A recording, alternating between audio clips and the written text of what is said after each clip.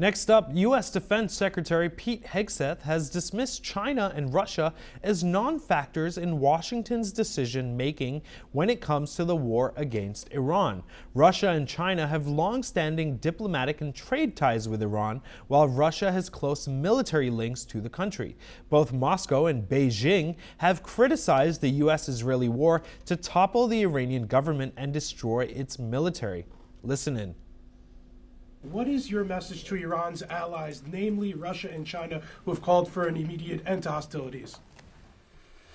I don't have a message for them, and they're not really a factor here. And our issue is not with them, it's with the nuclear ambitions of Iran. And now Collins Chong Yu Kiet, Foreign Affairs, Security and Strategy Analyst, joining us from Kuala Lumpur, joins us live again to essentially share his perspective on this. Sir, what do you make of this statement made by Pete Hegseth? And do you see China essentially stepping in since they have trade deals with Iran? To what extent can China essentially take a back seat on this regional war that, in my mind, is going to escalate and last 4 to 5 weeks? Please. Well, we have not seen the direct of course we have seen the limited impact of the Chinese support system and weapons being used both in the case of Venezuela and both in the case of Iran now, in terms of air defenses, in terms of the capacity to withstand airstrikes, and of course also there's no formal military alliance between Iran and China, including with Russia. There's no mutual defense treaty. Of course, there have been strategic partnerships. There have been illicit trade and all that, but neither power is obligated to intervene. Of course, they are now both constrained to the capacity to only exert pressure on the U.S. and of course to express condemnations about these attacks. But I agree totally with Hegseth that there's not a factor here, and of course neither power is also prepared for an escalation in the Middle East. And both are also being constrained by their own priorities. Of course, Ukraine is the ultimate factor for Russia, and it remains to be seen now for the case of Taiwan.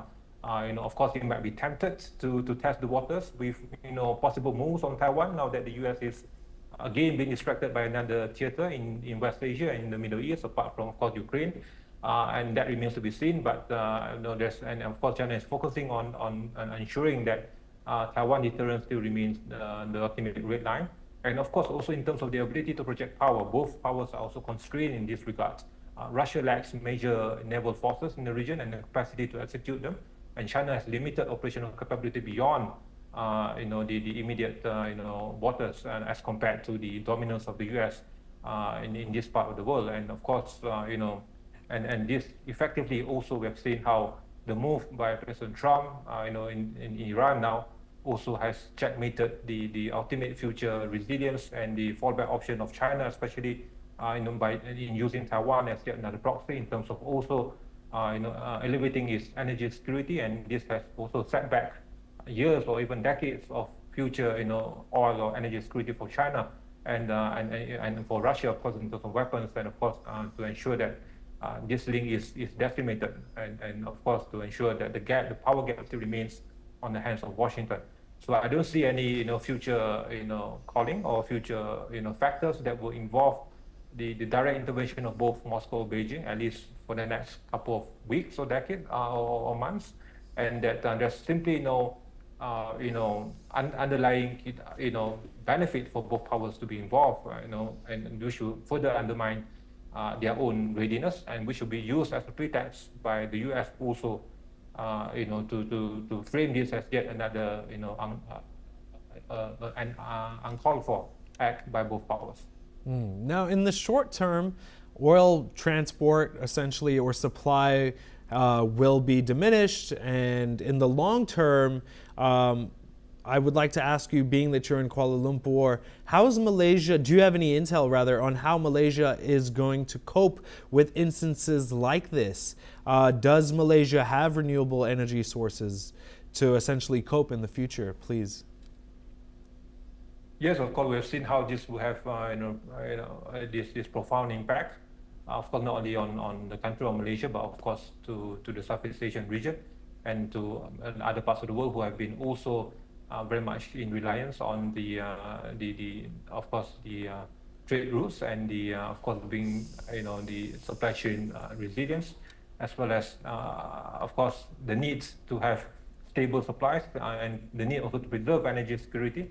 And in terms of oil prices, and of course, Malaysia is also an oil-producing nation, and of course, risks are still there. But of course, we have been also been profound in calling for swift de-escalation measures and a return to diplomatic platforms.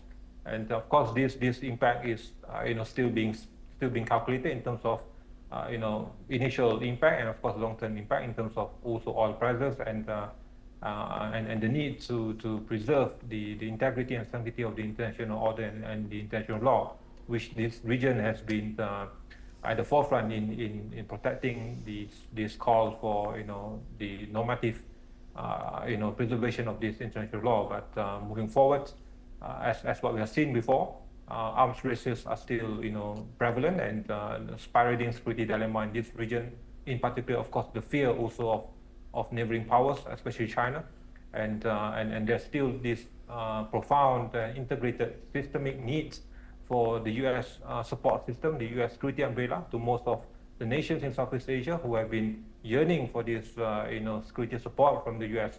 In deterring any potential power flexing or any moves by China in this region, especially with regards to South China Sea.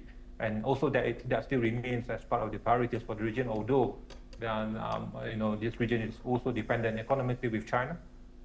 Still, the security considerations will also take place, and it remains a strategic dilemma for this nation, but for this region especially. But there's a need to be seen to continue to be aligned with the call by other nations, by multilateral platforms, to criticize this move in Iran and to stand with the need, the importance of upholding the sanctity of the international law. Thank you so much for joining us, sir. Much appreciated. Now, moving on, the U.S. Senate is set